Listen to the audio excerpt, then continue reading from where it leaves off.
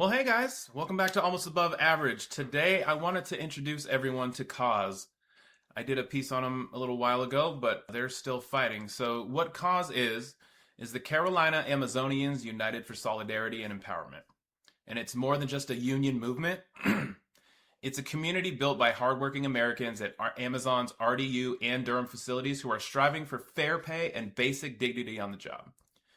Yesterday's Friendsgiving celebration showed firsthand the warmth and resilience of these workers, including a founding member, Mary Hill, who you'll see in a minute, whose story and leadership embodies the fight for justice in the workplace. So yesterday I was at the Friendsgiving celebration with Cause and members from the RDU and Durham locations, and it became clear that this movement is about more than contracts and negotiations. It's about restoring dignity and fairness for Amazon's dedicated employees.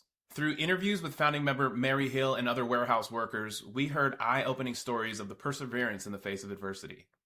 These are everyday Americans demanding to be paid fairly and treated as humans, but Amazon's aggressive union-busting tactics, including workplace propaganda and targeted firings, are blocking their path to success. Yet their determination remains unshaken. Despite losing colleagues to unjust practices, Cause members continue fighting for higher wages, safer working conditions, and their right to organize without intimidation.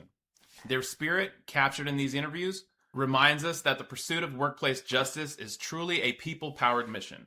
Join us as we shine a light on Cause, the heart and hope of Amazon's workforce in North Carolina, standing strong for what is right. But the upside is that I've met so many amazing people. And when I was at my lowest, my surgeries, my Cause family was there to support me and brought me food after, I think, at least my last two surgeries. They looked out for me, and that's why we're a family. We're not just people that's trying to organize, but we've got that bond. That's what makes it special. That's one of the reasons we do things like this. So you've been doing Cause for 4 years now? No, it started in 2022, January. Right in the pandemic, almost 4. This coming January will be 4. Ooh. Doesn't feel like it. That's exciting. You've been involved the whole time? Pretty much. What is your name again? Italo. Italo. Yes, like Italy with an O. Man, that's going to take me a long time. And what is your role in the Cause? I'm the secretary. I think I was the first secretary, and then I've just remained since then. And we recently had an election this past August, but believe it or not, nobody stepped up to take our places. We begged. Do you have more people? Do you have enough people? No, not really, we don't. We've got a few boots on the ground, but that's one thing that we're trying to do at RD1 is re-energize, re-motivate. And I understand it was a bit of a letdown, but just like Reverend said, in the Durham coming out, we didn't lose, we learned. Right. And it's no different than watching a football game or a wrestling match. And football games, your team may go inside down by 20 points, 10 points, whatever. Yeah. What do they do when they go back in their, what's it called, dugout or whatever it's called? They look at all the plays, the fumbles, the touchdown passes, the interceptions, what they did good, what they need to tweak, what they did wrong and need to fix. Some adjustments, some halftime adjustments. Yes. Right? So that's what Cause has been doing. So we're reorganizing, we're looking at what worked well, what we can do better, what was wrong, what we don't need to do, and what we need to do going forward. And I think that's why it's so important to learn from history, too, because every movement that has tried to take on a large empire has been baptized in defeat. Every single time. The revolution of Simón Bolívar from the Spanish Empire, they got destroyed for what? 5-6 years. But they didn't give up. Battle of Bunker Hill, a country, was a loss, right? Yep. So looking at history as it happens, we took a loss. And honestly, decided to launch an election because people, if you remember that time, Ma, that people inside were asking us, when are you going to go? We were years already going, and we weren't where we needed to be. But there was internal pressures of people, y'all got to do something. So we went, we knew we were going to lose. We learned, right? We knew exactly what Amazon was going to do against us. And personally think we're in the best position we've ever been with Cause. I will say, looking back at that election time, I knew Amazon was going to push back. But the dirty, underhanded tactics they pulled and the lies, talking about we're an outside Are they group. doing some union busting? What does that look like inside a... Oh, yeah. Currently doing it in Durham. And it's backfiring on them. Yeah. What does that look like in practice? They will have, you call them buster meetings. They call them town hall meetings. Yep. And they will say things like, it's an outside group. How can we be an outside group when we all punch a clock and work at the same place you work? We're going to steal your money. Yeah, and we're going to show up at your house, and if you vote no, you're going to get deported. We're not immigration. Yep. So they're threatening you inside there? There is yeah. fear. That's why we're currently in court in LRB. We were challenging the election for being an obvious, unfree and unfair election. Yeah. We weren't able to get in there and to our coworkers about it. So, like clock, we're not allowed to talk about the union. They would like us. How many times have we just been talking and they've dispersed us? Yeah. Yeah, But it is. But their own like corporate employees, they're allowed to union bust on the floor. Yeah, They they're use coming. time. I Yeah, mean, get paid to union bust. They even had camera crews in doing videos with Yeah. some of the employees singing Amazon's praises. Yeah. Send out anti-union propaganda on. We have a thing called the A to Z app, where like has to have the A to Z app.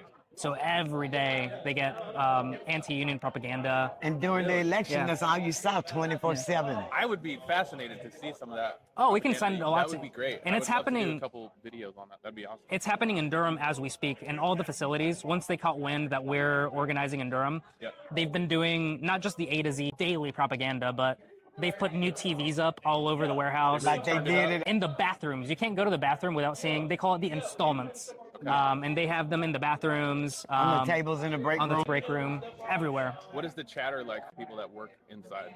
In Is everyone aware of this union busting thing? What is the talk on the floor? This is the thing in Durham that it's actually working against them because essentially they're doing our PR for us. Right. There's people that didn't know that there was a union. They're like, oh, I can join a union now. Yeah. And I think that's why. They're promoting for you. Exactly. That's why we're seeing such an uptick in Durham Okay. because the environment in Durham is a lot more union friendly Yeah. than us. We were able to. We launched our Durham campaign a couple weeks ago, but we've been doing the work for a long time now. We were setting up footholds in all 4 of the facilities. We already have leaders in all 4 of the facilities. We got the Durham City Council to pass a resolution stating that they support our right to I saw organize. that. There was a councilman whoa. video that I saw. Nate. Who is Baker? I'm going to get him on the Yeah, podcast. we came to him through the Durham Workers' Rights Commission. Yes. And people in cause wrote the resolution, handed it to Nate, and Nate introduced it for us. That is So, awesome. What yeah. a stand-up guy. He's Yes, awesome. he Get a is. hold of pick up this fight with him. Just personal connections. Networking. Yeah, serve on the Workers' Rights Commission, and he's our liaison. So okay. we've been just kind of. Like he's a good dude. Is he a Democrat? I think so. Yeah. What inspired you both personally and together to get involved in cause? That's all. Going back, turning it. Well, really, I guess I would have to say because Ryan approached me with this. Like I say, it started in the heart of the pandemic. And if you remember during the pandemic, it was very clear. You could turn on your TV, pick up a newspaper. If you were over 55 or 60, had underlying health conditions, emphysema, any COPD, you might be, or you are at a higher risk to contract COVID, right? And they kept trying to send, like myself, into other areas that we knew were, hot spots, like AFE1. Yeah. And we kept refusing to go, but they kept coming at us. And that's when Ryan met with the then GM, Chris Torgler, and he wasn't satisfied with the end result of that meeting. He went home, he prayed, and he got the word organized. So he approached me at work the next day, and that's how we came up with organized, right? So we started out with a petition because it's unfair to keep trying to force people to go into area 1 where they haven't been trained. 2, that's a hot spot. And at this time, RD1 didn't have up petitions. They weren't giving out masks. They didn't have any of those safeguards in place. So we kept saying no. So that's kind of how we got here. And I came up with CAUSE, Carolina Amazonians United for Solidarity and Empowerment. I love that. Perfect. Because that's what we're about, the How workers. did you get involved? For me, I came in maybe like months after Cause formed. I was working at RDU1. I live in Durham, and I was in law school at the time, and that was my law school job. So like, get through law school, working at Amazon, and I was working in AFE1, which is packing, but like you pack like sardines, and you're packing boxes. As Mom Mary was saying, in AFE1, there was a big hotspot for COVID. So there was like a revolt forming at AFE1. And I don't remember who it was that came up to me, and they were circulating a petition. And they were like, hey, we need Spanish speakers. Can you translate this petition for us? And I was like, oh, like the union here? Yeah, I'll Here's my role. yeah. Then I translated a petition. Then I got invited to a steering committee meeting. That's where I met Mom Mary, and we fell in love immediately. Yeah. In love with Mary when they meet her. Of course. No, not everyone. And I think at the next meeting, I became the secretary. And yeah, I brought a little of like that administrative side of things, and Yeah. what I like to do. He brought cause their structure. Well, and you Because just came neither out of law Ryan, school, too, so you gotta, Yeah. Ryan nor myself had ever done anything like this. We're grassroots, starting from the ground up. Right. Nobody had a clue. And when Elo showed up, he kind of gave us structure. Right. And then that was since 2022, Yep. law school, when I was with them. They Yep. said me when I passed the Yep. bar. I'm still sticking by. You know, it would be a horrible thing to go, oh, I got mine now. I'm going to go leave and make a bunch of money. Staying until we He's not unionize. that kind of guy. That's good. Yeah. I Yeah. like that. So what do you see as the biggest challenges facing the workers at Amazon right now? Amazon, for one, the union busting tactics that they use, the fear that they've instilled in people, because you know their playbook, they use the same playbook at JFK8 in Staten Island, they use the same playbook in Bessemer, Alabama, and they're going to do the same thing, plus some more probably this time. But it's just trying to deal with that fear, and you have a lot of associates that are apathetic now to the cause. It's like, nothing changed, so I don't care. So we've just got to keep pushing forward, keep doing the right thing, and keep fighting the good fight. Yeah, and I think that a lot of it is fear. Amazon has all the dollars in the world. They have all the influence in the world. They can control every single avenue of messaging to the workers. So what we need to do is, we have a chess game in front of us, right? And we need to figure out how to play the game. None of us are professional union organizers, and we're learning as we go. 4 years might sound like a lot, but it's not, right? We're ropes, we're learning the games, we're learning the techniques, and we have some of the best, or in the country supporting us right now. So we're learning as we go, we're setting up our structures, and I do think that, as we heard from Rev's sermon today, right? There's come a time when it's time. We just can't give up. That's it. And we've seen this in history all the time, as I said before, right? There's been loss after, we've only lost once, but then's gonna come. We just gotta stick to it. How many other Amazon unions are you working with nationally right now? I mean, we'll touch with pretty much everybody, right? Yeah. How many are there? Look, I was just recently on a video conference with Amazonians worldwide, and there was 150 different Amazons from Germany, from Switzerland, from France, globe. And what still really amazes me, Chris, no matter what country, where it's at, you hear the same thing. People are tired of being treated like they don't matter, being underpaid, tired of being treated like we're fungible, like you ball us up, throw us away. And the lack of respect, dignity, and being underpaid.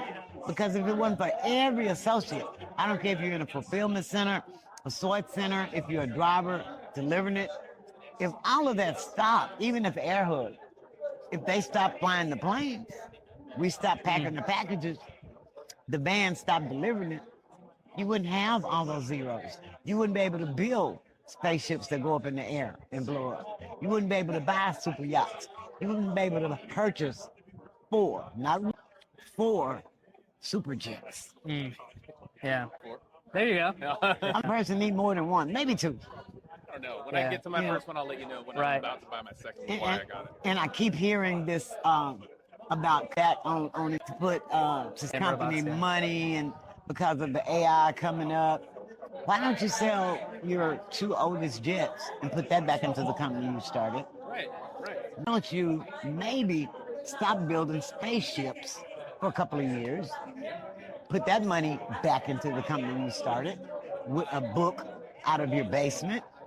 Why don't Jassy, and I can't think of the lady's name, up at headquarters in Washington, why don't you take just 1%, maybe even 2% of your salaries, put that back into the company? Why do you want to put people out of work? Right. And it's going on globally, so that comes that the company at a corporate level, it's the culture of how they think at a corporate level. Yes. Right, Chris. And we know exactly who's holding up all these negotiations. I mean, remember David Zapolsky? It's David Zapolsky. Yes. That's general counsel. Yes. It's their secretary. He's never out of the media, but he's the guy that under their bylaws, he's the one that has to sign off on employee Yes. decisions. What's his name? We're calling you out of your watching, man. Sign the contract. You, Jesse, and Jeff Bezos. Meet us at the bargaining table. Or we're going to show up in Seattle. Yep, again. Tell everybody where to find Amazon, how to support, how to donate, how to get involved in Cause North Carolina. We've got social media sites. Everything's Amazon. Yeah, Amazon. Instagram, our Facebook maybe. Our Yep. website's amazoncause.com. We need boots on the ground volunteers, specifically in Durham. The Durham campaign is popping off right now. So it's a way to get involved if you live in Durham or surrounding areas, or we always need resources. Yes, So please do donate.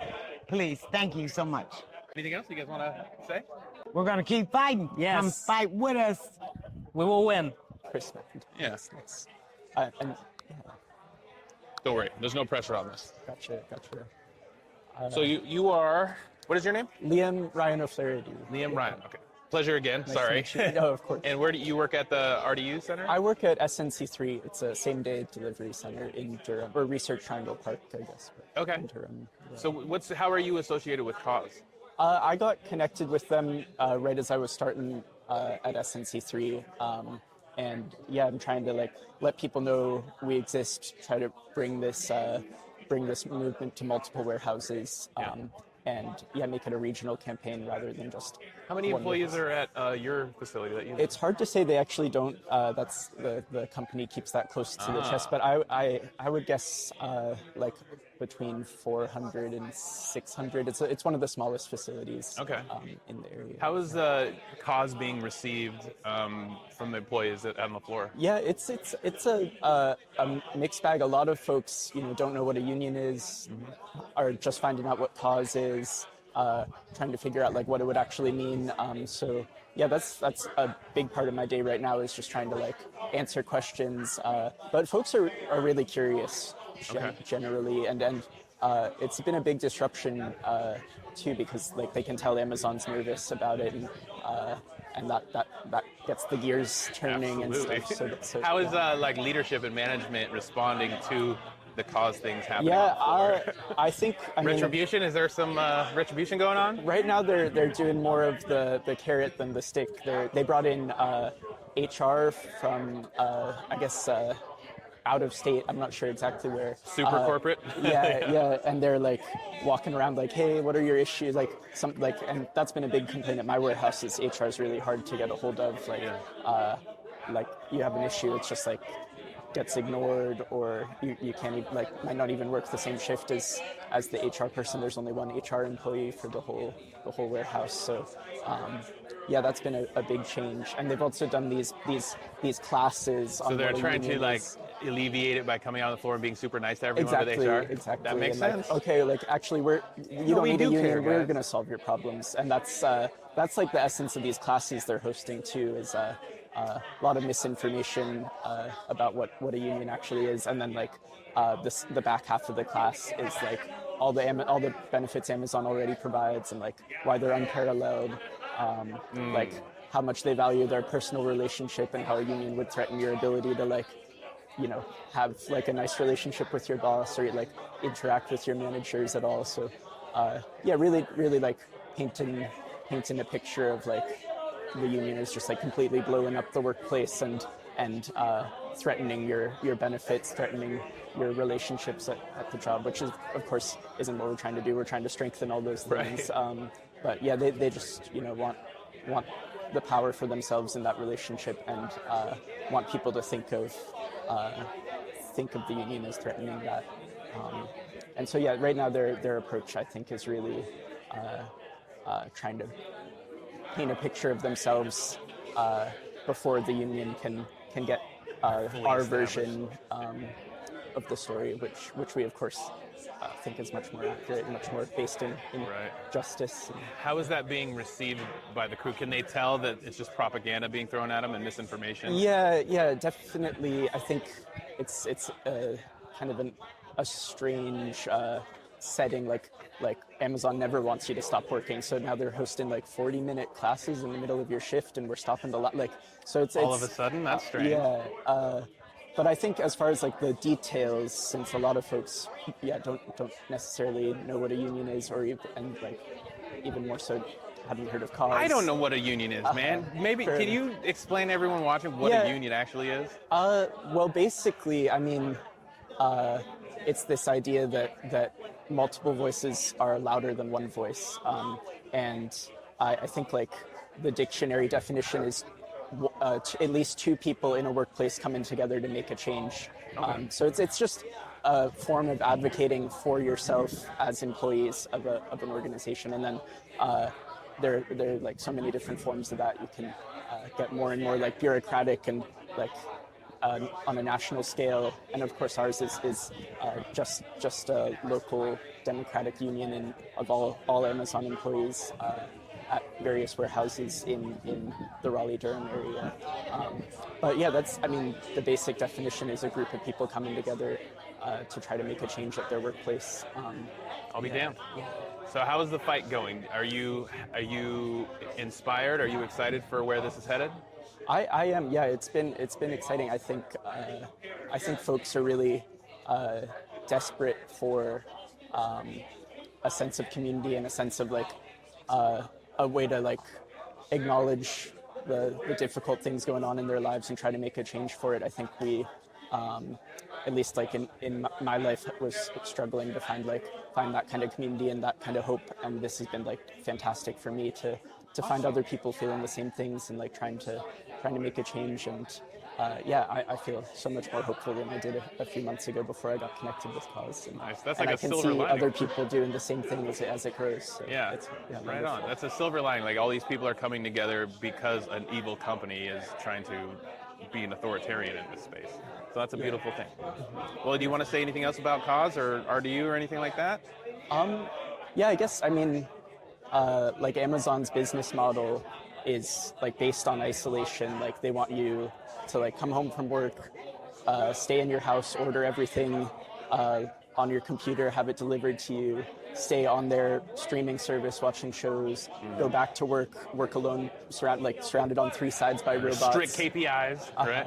Yeah, exactly. So I think, a double layer, like bonus to Cause besides the like benefits we're trying to bring to workers is just like we're combating that model of isolation by coming together. And like an event like this is just like so wonderful for like both layers of that process. Like it feels like we're fighting the isolation Amazon's trying to bring to our society, and also fighting like some of the oppressive tactics they have for just making life hard for working people. So. Right. As we wrap up today's episode with Cause, I want to reflect on the courage shown by these workers, neighbors, friends, and family members. All they want is to be valued and have a voice. And their determination in the face of adversity is a call to all of us. Workplace justice begins with ordinary people coming together and refusing to back down. If you've been moved by their stories and mission, you can help make a difference. Support their cause by sharing their message, connecting with Cause on social media, and attending rallies or simply reaching out to stand in solidarity. Every action, big or small, brings us closer to a world where every worker is respected and empowered. Join Cause and be a part of the movement that is reshaping the future, one voice at a time. I'm Chris McIntyre, and this is Almost Above Average. Hit subscribe.